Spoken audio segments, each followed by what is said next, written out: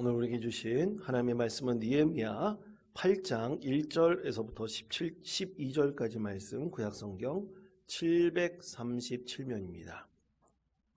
이 말씀을 교독하겠습니다. 제가 먼저 읽겠습니다.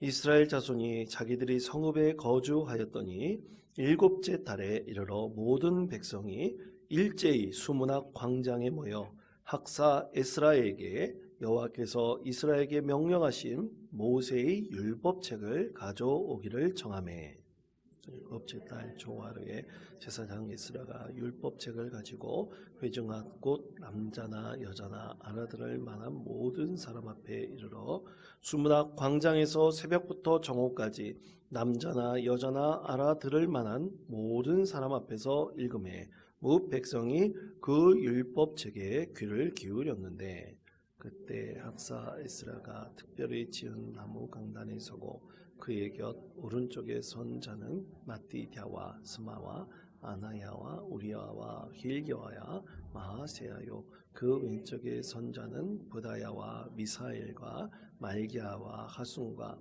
하스 바다나와 스가라와 무술람이라. 에스라가 모든 백성 위에 서서 그들 목전에 책을 펴니 책을 펼 때에 모든 백성이 일어서니라.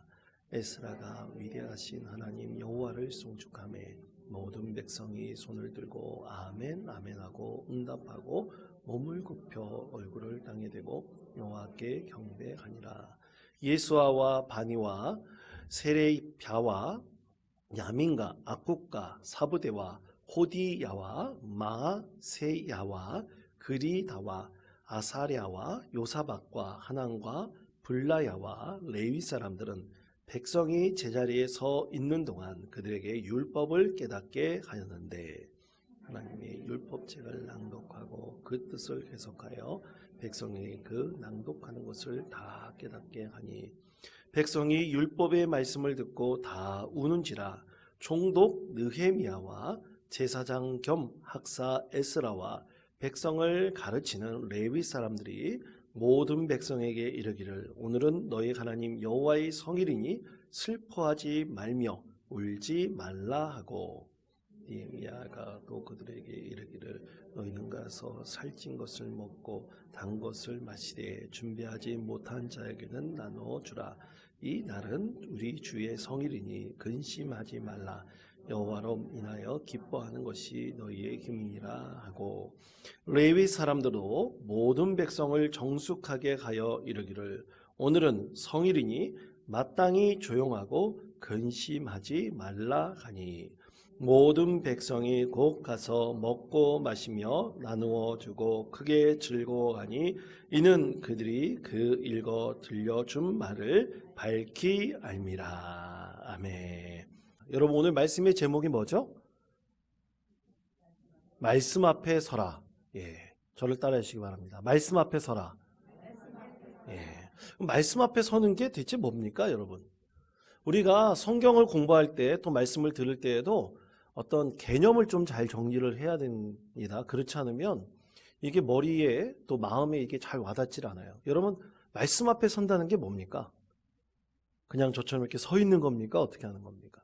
이 구별을 해봐야 되잖아요. 그래서 말씀 앞에 선다 그러면 한 3가지 의미를 우리가 생각해 볼 수 있을 것 같습니다. 첫 번째는 말씀을 대하는 태도이죠. 그냥 우리가 말씀을 그냥 성경책으로 읽는 게 아니라 그냥 신문 잡지 보듯이 읽으면 어떻게 될까요? 전혀 말씀을 대하는 태도가 온전한 것이 아니죠. 근데 많은 분들이 이 말씀을 읽을 때 꼭 뭐처럼 생각하냐면 잡지 보듯이, 또 올 하루 있을 어떤 사건에 대한 신문 보듯이 대하는 분들이 있습니다. 그러면 말씀이 진짜 살아있고 역사하시는 하나님의 말씀으로 들리거나 보이지 않고 그냥 세상 이야기처럼 들려보이는 거죠. 그러면 우리가 하나님의 말씀을 온전히 그 앞에 가까이 할 수 없고 또 그 앞에 온전히 설 수도 없는 겁니다. 또 두 번째, 그것은 이 말씀을 깨닫으려고 하는 나의 마음을, 우리가 마음가짐, 이것을 우리가 좀 생각해 봐야 됩니다.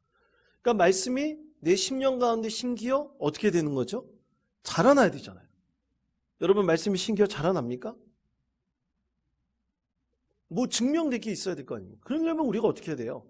자라나게 하려면 돌밭을 만들면 안 되면 성경에서 무슨 밭에 심으라 그랬습니까? 말씀의 씨앗을 좋은 밭에 심으라 그랬잖아요. 그것처럼 말씀의 마음밭에 잘 심길 수 있도록 그런 우리 좋은 마음을 깨달으려고 하는 그런 마음의 자세가 있어야 되죠. 그 다음에 세 번째는 저는 꼭 말씀이 우리가 들려지면 그 말씀을 행동으로 옮겨야 된다. 실천해야 된다. 꼭 행해야 된다라고 믿습니다. 그렇지 않는다면 우리가 말씀 앞에 선다라는 것은 아무런 개념도 정의도 내릴 수 없을 것 같다. 그렇게 생각을 합니다. 자, 그래서 우리가 말씀을 듣는 태도, 깨닫는 마음, 그리고 실천하는 우리의 행위, 이것이 굉장히 중요하죠. 자, 오늘 말씀 느헤미야 8장 1절의 말씀 이렇게 말씀을 합니다. 자, 이 말씀 우리 다 같이 한 목소리로 읽겠습니다. 이스라엘 자손이 자기들이 성읍에 거주하였더니 7째 달에 이르러 모든 백성이 일제히 수문 앞 광장에 모여 학사 에스라에게 여호와께서 이스라엘에게 명령하신 모세의 율법책을 가져오기를 청하매. 아멘. 자, 이때가 포로기잖아요.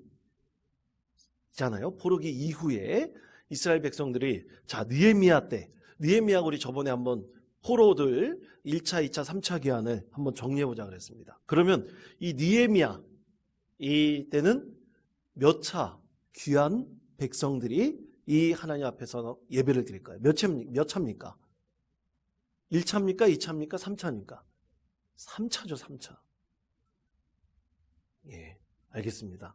3차 귀한 때입니다. 맨 마지막 때 귀한 때예요. 그 바로 직전은 4년 전에 에스라를 중심으로 이스라엘 백성들이 귀환했고요. 그 전에는 이제 스룹바벨을 중심으로 이스라엘 백성들이 귀환을 했습니다. 자, 그렇게 봤을 때 오늘 그 8장 1절 맨 마지막 부분에 보면 이스라엘에게 명령하신 누구의 율법책이라고 되어 있습니까? 모세의 율법책이에요. 그럼 이때 모세의 율법책인 모세 오경이 있었다는 얘기죠. 그러니까 이때는 이스라엘 백성들이 하나님 앞에 나와서 예배할 때, 성전에서 예배할 때나 뭐 할 때나 다 모세의 율법책, 그 말씀을 곧게 들었다는 그런 하나님의 말씀이죠. 자, 그런데 7째 달에 7째 달 그리 거주하였는데 7째 달에 이르러 모든 백성이 수문 앞에 나왔다 그랬어요. 그리고 2절 말씀에 보면 7째 달 초하루에라 그랬습니다. 자, 그럼 7째 달 초하루, 이날은 과연 무슨 달인가? 여러분, 우리 민족의 큰 명절 있지 않습니까? 명절 중에서 가장 우리가 처음 맞는 명절이 뭡니까? 새해죠, 새해. 우리가 그걸 새해에 참 우리가 가족들끼리 모여서도 큰 잔치를 벌이기도 하고 또 행사도 많이 갖지 않습니까? 가족들이 모이는 아주 즐거운 날입니다.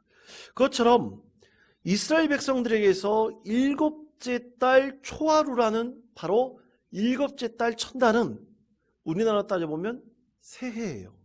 새해 첫날을 말합니다. 근데 왜 하필이면 새해 첫날일까요? 여러분, 이것을 양력으로 따져본다면 가을쯤 됩니다. 이제 9월 정도로 돼요. 이스라엘 백성들은 언제부터 새해가 시작되냐면 우리처럼 정월, 그러니까 음력 1월 1일이 아니에요. 이 이스라엘 백성들은 7월 1일 날이 이 첫날입니다. 새해 첫날이에요. 그래서 가을부터 새해가 시작된다고 봅니다. 그날 첫째 날에 이스라엘 백성들이 다 하나님 앞에 모이라는 얘기예요. 자, 모여서 그들이 행해야 되는 것이 있습니다. 민수기 29장 1절 말씀에 보면 이렇게 말씀하고 있습니다. 7째 달에 이르는 그달 초하루에 성회로 모이고 아무 노동도 하지 말라. 이는 너희가 나팔 불 날이니라. 아멘. 이렇게 말씀하고 있어요. 다른 말로 이 정월 초하루, 이 날을 우리는 새해라고 부르잖아요. 이스라엘 백성들은 나팔절이라고 부릅니다. 저를 따라해 주시기 바랍니다. 나팔절. 나팔을 부른 날이에요. 나팔을 길게 뿔 나팔을 제사장들이 불러가지고 이날은 성회로 모인 날입니다. 이날은 새해 첫날입니다. 온 백성들에게 그렇게 기쁨의 날을 알리고 있죠. 그럼 이 날을 꼭 행해야 될 게 있어요. 이제 하나님께 나와서 예배해야 되는데, 예배할 때 여러분 우리가 배운 대로 한번 생각해 봅시다. 이스라엘은 5개의 그 제사법이 있다고 그랬어요. 첫째는 번제, 그 다음에 소제, 화목제, 속죄제, 마지막에 속건제가 있다고 그랬어요. 하나님께서는 이 성회로 모이는 정월 첫날에 3개의 예배를 드리라고 말씀하고 있습니다. 첫째는 번제예요. 번제를 드릴 때 민수기 29장 한번 여러분 성경 있으시면 한번 찾아보시기 바랍니다. 민수기 29장 1절 이후의 말씀을 보시면 그 정월 첫날에 하나님께 어떻게 예배해야 되는지 그것에 대해서 분명하게 말씀하고 있습니다. 자, 거기 보면 숫송아지 1마리, 순양 1마리, 1년 된 흠없는 순양 7마리, 이 어린 양 7마리를 번제로 드리라고 되어 있어요. 번제로 드린다는 것은 어떻게 하는 겁니까? 완전히 다 태워 없애는 거예요. 순양이나 또 숫송아지, 변도 다 태워 없애버려야 돼요. 내장도 다 태워 없애버려야 돼요.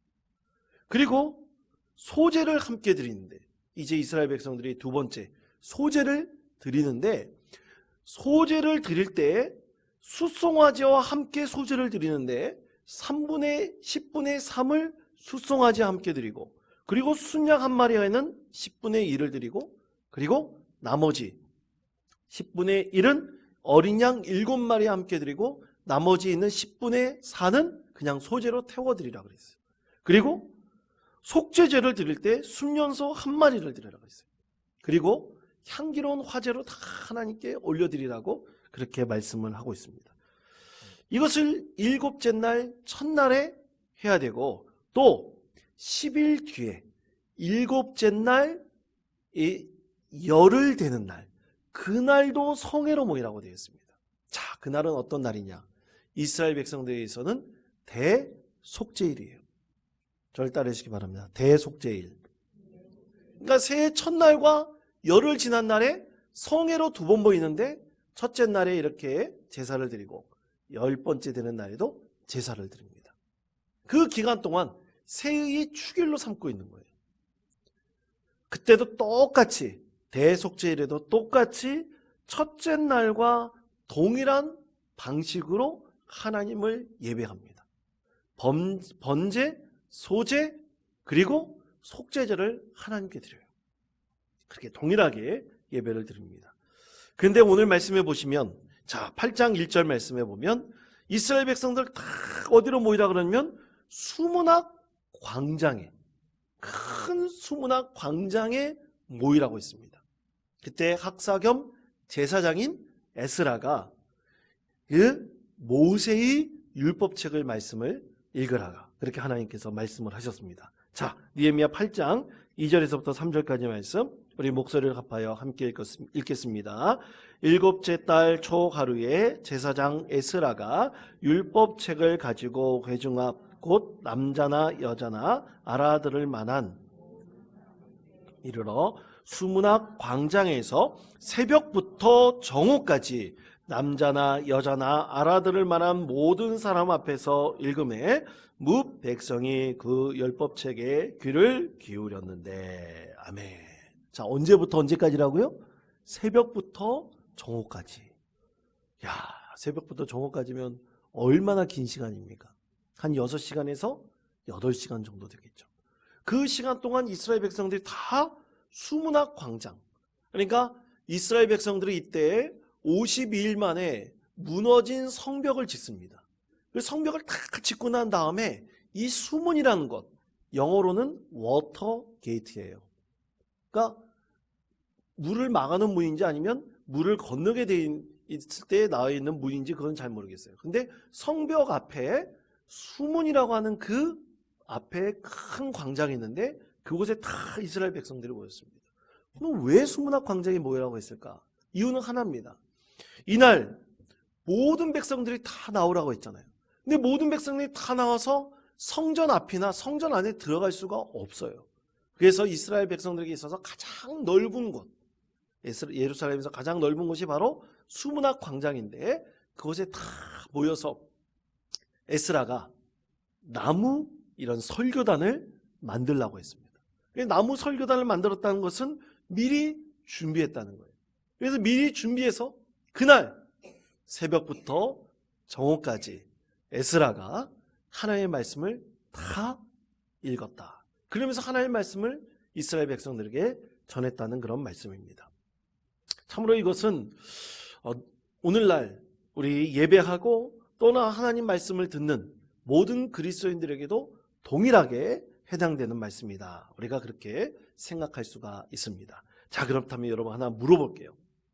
새해 첫날이잖아요. 그럼 새해 첫날 우리는 무슨 예배를 드립니까? 새해 첫날 여러분 우리는 하나님께 무슨 예배를 드리죠? 신년 예배 말고 첫날 송구영신 예배죠. 그렇죠. 아유, 우리 교회 성도님들 참 똑똑하십니다. 새해 첫날 우리는 송구영신 예배를 드려요. 제가 예전에 어떤 교회는 송구영신 예배를 우리는 합쳐서 그냥 송구영신 딱 한 번 드리잖아요. 제가 전에 어떤 교회는 송구영신 예배를 따로 드렸어요. 11시에 예배를 드리고 12시에 예배를 드렸습니다. 11시, 12시 두 번 예배를 드렸어요. 여하튼 송구영신 예배가 오늘 성경에서 말씀하고 있는 일곱째 달 초하루 예배입니다. 그날 하나님께서는 새벽부터 나와서 하나님의 말씀을 들으라 그랬잖아요. 우리는 새벽은 아니지만 몇 시부터 예배를 드립니까? 우리는 보통 11시 반부터나 11시부터 나와서 예배를 드리죠. 그 전날 밤에 예배를 드리고 우리 새벽까지 우리 하나님께 예배하고 또 하나님의 말씀을 듣고 또 기도합니다. 이렇게 하나님께서는 새해 첫날 모든 백성들이 다 나와서 어디에서 예배를 드리라고 그랬다고요? 수문학 광장에서 꼭 하나님께 예배하라고 했습니다. 제가 전에 섬기던 그 안양제일교회는 한 성도가 5,000명 정도 되는데 송구영신 예배 때 보면 한 2,000명 전후 정도가 송구영신 예배에 나와서 예배를 드립니다. 그런데 그 5,000명이 성인이니까 그러지 아이들까지 다 합치면 한 7,000명 정도 돼요. 그런데 한 2,000명 정도 예배드린다 그러면 3분의 1이 되질 않아요. 그럼 나머지들은 어떻게 되는가? 모르죠. 그날을 어떻게 보내는지, 송구영신 예배를 드리지 않고 무엇을 하는지 아무도 모릅니다. 한 번은 제 둘째 아들이 저한테 그러더라고요. 불평하면서 그러더라고요. 아빠! 송구영신 예배 이번에 가지 말고 정돈진 가서 첫 태양을 떠오르는 것을 보자고 그러더라고요. 여러분, 그리스도인들 중에서도 아마 정동진을 향하는 사람 굉장히 많을 겁니다. 과연 우리 그리스도인으로서 첫 날을 맞이할 때 하나님께 예배드리는 이 송구영신 예배를 드리지 않고 정동진 가서 첫 새해를 맞이하는 것이 과연 합당한 것인가? 우리 스스로 질문해 봐야 됩니다. 혹자는 그렇게 말할 거예요. 아니 목사님, 뭐 매년 그런 것도 아니고 몇 년에 한 번 정동진 가서 새해를 맞이한다는 게 뭐 잘못됐습니까? 여러분, 그 잘못됐다 안 됐다 그것을 비교하는 자체가 저는 불가능하다고 여깁니다. 왜 불가능하느냐? 여러분, 오늘 성경 말씀에서 분명히 말씀하고 있지요. 새해 첫날 온 이스라엘 백성들이 수문학 광장에 나와서 하나님의 말씀을 새벽부터 정오까지 모세오경의 말씀을 들으라 그랬어요. 예배하라고 했습니다. 다 성경에서 말씀하고 있는 그대로예요.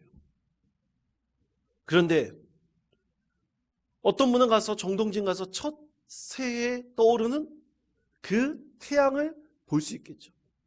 그럼 태양을 보면서 여러분 뭐를 해야 됩니까? 아마 기도해야 된다는 분이 있을 거예요.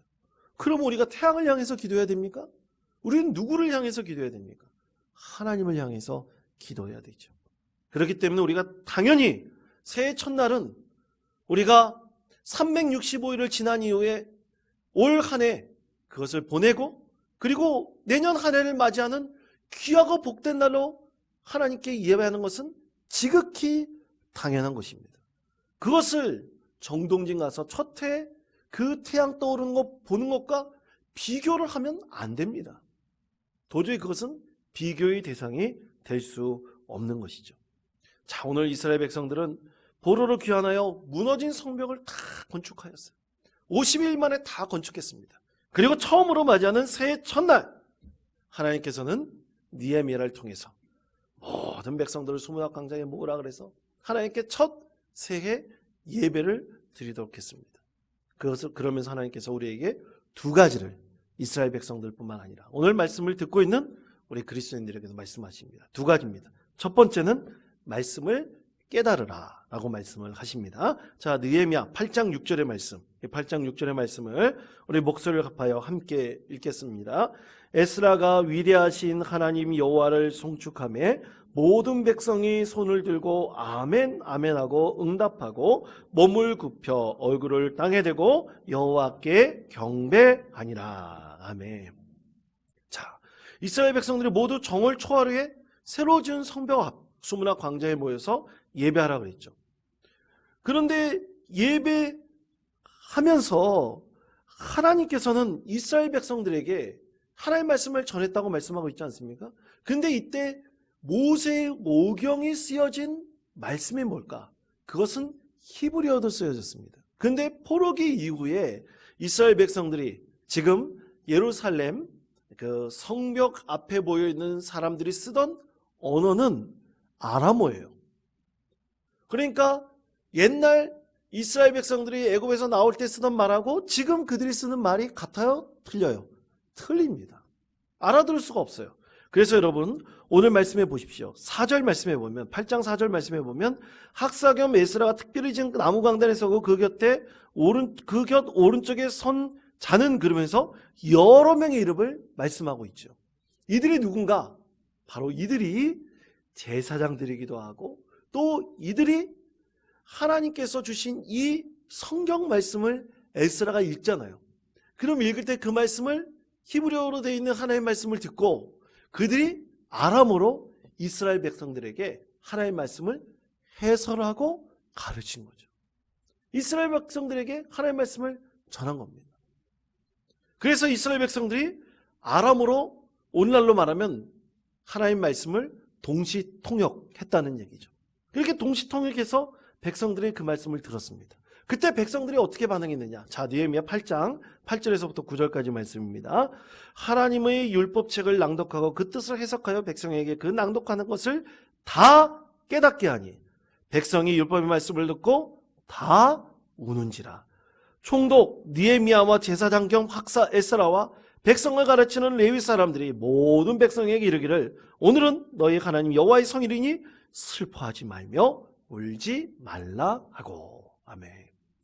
새벽 미명에서부터 정오까지 백성들이 나와서 그 해석하는 동시통역하는 그 하나님의 말씀을 다 듣고 이스라엘 백성들이 갑자기 어떻게 된 거예요? 그 모든 백성들이 다 눈물을 흘렸다는 거예요. 그냥 하나님의 말씀을 듣기만 하는데도 이스라엘 백성들이 다 성령님의 감동을 받아서 그 자리에 대해서 백성들이 다 울었다. 우리 성경에서 이렇게 우리에게 그때의 상황을 말씀하고 있습니다. 그러면서 성경 말씀을 들을 때마다 이스라엘 백성들이 아멘, 아멘 하고 감동하여 응답하였습니다. 참으로 놀라운 하나님의 말씀이죠. 여러분, 하나님의 말씀을 우리가 읽고 또 하나님의 말씀을 들을 때 우리는 어느 순간에 처음에는 이것이 참 어렵고 참 들려지지 않고 읽는데도 또 듣는데도 무슨 말인지 잘 알아듣지 못할 때가 분명히 있지만 여러분 어느 순간에 성령의 감동이 임하게 되면 반드시 우리가 그 은혜 가운데 무릎을 꿇게 됩니다. 여러분 저는 이런 경험을 참 많이 했습니다. 신대원 시험 공부할 때 친구들과 함께 이제 성경 공부를 했습니다. 성경 비중이 굉장히 컸어요. 신대원 시험 공부할 때.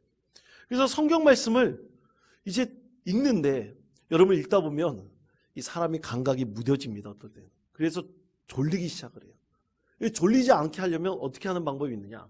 성경을 한 1.5배속이나 1.75배속 정도 누가 읽은 성경을 함께 들으면서 우리가 말로 하면서 읽으면 이 졸지 않게 됩니다. 근데 친구들 한 5명이 모여가지고 성경 말씀을 읽는데 모세오경의 말씀을 읽었어요. 모세오경의 말씀은 출애굽기 말씀을 읽고 레위기의 말씀을 넘어가는데 그 5명이 함께 읽던 저희 친구들, 저뿐만 아니라 그 자리에서 모두 다 눈물을 흘리면서 감동을 받았습니다. 5명이 공이 똑같이 받았어요. 여러분, 어떻게 그런 일이 일어날 수 있을까요? 그게 사람의 감정입니까? 아닙니다. 성경을 읽을 때 그 가운데서 성령님께서 임하셨던 거예요. 임하셨기 때문에 5명 저와 함께 읽었던 그 제 친구들이 다 전도사들이죠. 성경에 있는 그 모든 사람들에게 하나님께서 깊은 감동을 주셔서 은혜 가운데 참으로 하나님 말씀에 큰 은혜가 있음을 깊이 깨닫게 해주셨습니다. 여러분, 그렇습니다. 오늘 이스라엘 백성들에게도 임한 것도 바로 이것이에요. 그러므로 여러분, 하나님의 말씀은 살아있고 운동력이 있는 하나님의 말씀입니다. 또 여러분, 기도는 영혼의 호흡이며 하나님의 말씀은 영혼의 양식입니다. 여러분, 믿으십니까? 그러면 영혼의 양식을 어떻게 해야 돼요? 먹어야 되죠. 매일같이 먹어야 됩니다. 여러분, 오늘 우리 구역공과 교재에 이런 예화가 있더라고요. 여러분, 거북이 크리스천이라는 그런 예화가 있더라고요. 여러분, 새는 9일 동안 먹지 않고도 살 수 있다고 합니다. 우리가 집에서 주로 키우는 강아지, 이 개는 20일 동안 먹지 않아도 살 수 있대요. 거북이는 그럼 며칠 동안 살 수 있느냐? 바닷속에 있는 그 거북이는 약 500일을 먹지 않고도 살 수 있다고 합니다. 자, 그럼 여러분, 말씀을 읽지 않고 말씀을 받지 않는 우리 그리스도인들, 만약 그렇다면 그들은 거북이 크리스천이다. 오랫동안 먹지 않고도 살 수 있다고 착각하는 것이죠. 사랑하는 성도 여러분, 우리 그리스도인들은 말씀의 꼴을 먹어야, 우리 영의 양식을 먹어야 우리는 영원히 살아날 수가 있습니다. 영혼의 생명을 유지할 수가 있습니다. 그러므로 여러분, 늘 하나님의 말씀을 읽으시기를 축복합니다. 읽지 못한다면 듣기라도 하셔도 됩니다. 요즘에는 저도 이 불빛이 너무나 강해가지고 그런지 모르지만 눈이 점점 침침해져요. 예전에는 한 2시간 정도 책을 읽을 수 있었는데 요즘에는 2시간도 잘 못 읽는 것 같아요. 눈이 따끔따끔거리고 그렇습니다. 그럴 때는 어떻게 해야 돼요? 성경 말씀을 그저 듣기만 하셔도 됩니다. 듣는 것에 집중하셔도 됩니다. 그 가운데 분명히 하나님께서 우리 가운데 은혜를 베풀어 주실 것입니다. 두 번째로, 말씀으로 변화해야 될 것을 말씀을 하십니다. 자, 느헤미야 8장 12절 말씀, 우리 12절 말씀을 목소리를 합하여 함께 읽겠습니다. 모든 백성이 곧 가서 먹고 마시며 나누어 주고 크게 즐거워하니 이는 그들이 그 읽어 드려준 말을 밝히 알미라. 자, 밝히 안다 그랬어요. 이 안다는 것은 바로 그 말씀을 삶에 적용하고 변화시켜 나가는 것을 말합니다. 그러면 말씀으로 변화됨을 우리가 어떻게 체험하는가? 그것을 어떻게 알 수 있는가? 그것을 우리가 경험해 보면 알 수 있죠. 여러분, 예를 들어서 오늘 제가 예배를 인도할 때 처음 시작하는 말씀, 그 두 번째 읽었던 말씀 중에서 여호와께서 너희 출입을 지금부터 영원까지 지키시로다라는 하나님의 말씀을 읽었습니다. 근데 우리가 성경 말씀을 읽고 묵상할 때 나의 출입을 여호와께서 지금부터 영원까지 지키시로다, 이 말씀이 갑자기 내가 기도 가운데 이 묵상을 하는데 이 출근할 때가 생각이 난 거예요. 그렇다면 내가 이제부터 출근할 때 내가 꼭 자리에 첫 번째 앉으면 하나님께 내가 기도해야 되겠다. 이 말씀을 듣고 하나님, 내가 첫 출근을 한다면, 내가 언제나 회사에 출근을 한다면 오늘 꼭 하나님 앞에 기도하게 해주세요. 그러면서 기도를 실제로 우리 삶에 적용했다면 그것은 뭡니까? 삶에 적용이 되고 그것이 매일같이 실천됨으로 우리 삶이 변화되는 것입니다. 우리가 말씀을 깨달으면 말씀이 반드시 말씀으로 변화되어야 됩니다. 그것은 말씀을 어떻게 하는 거예요? 그냥 내버려 두는 것이 아니에요. 말씀을 우리 삶의 자리에서 반드시 적용하고 실천해 보아야 됩니다. 적용하고 실천해 보면 우리는 그 말씀 가운데서 변화되는, 성숙해지는 하나님의 은혜를 경험할 수가 있습니다. 여러분, 이것은 우리 교회학교 아이들한테도 마찬가지예요. 우리 교회학교 아이들 보면 이제 교회에서 꼭 밥 먹을 때 하나님께 기도하고 밥을 먹죠. 그런데 아이들 보통 이제 가정으로 돌아가다 보면 대부분 기도하지 않고 먹는 아이들이 많아요. 그런데 기도하라는, 그리고 일용할 양식에 감사하라는 그 하나님의 말씀을 들었다면 그 말씀을 우리 아이들의 삶의 자리에 그대로 적용시킬 때 반드시 어린아이에서부터 우리 아이들의 삶의 자리가 분명히 변화될 것입니다. 하나님께서 그렇게 만들어 주십니다. 그러므로 사랑하는 성도 여러분, 오늘 우리 하나님 주신 말씀, 이스라엘 백성들이 수문 앞에 모여서 정월 초하루에 하나님의 말씀을 듣고 그 말씀을 아람어로 동시 통역할 때 그 말씀을 깊이 깨닫고 이스라엘 백성들이 모두 그 앞에서 하나님께 울면서 감사와 영광을 올려드렸듯이, 그리고 그 말씀을 우리 삶에 적용하여 그 말씀 가운데 변화되는 은혜의 삶을 우리가 늘 구하고 바란다면 하나님께서 우리 가운데 세임과 능력으로 우리 삶을 더욱더 풍성한 은혜의 삶으로 만들어 주실 것이라고 믿습니다. 이런 믿음으로 늘 말씀 가운데 샘을 얻으며 말씀 가운데 능력을 얻으시는 우리 믿음의 성도 되시기를 바랍니다. 그 말씀을 늘 묵상하시며 가까이 하시며 그 말씀을 우리 삶에 온전히 적용시켜 늘 하나님께 감사와 영광을 올려드리는 믿음의 성도 되시기를 간절히 축복합니다.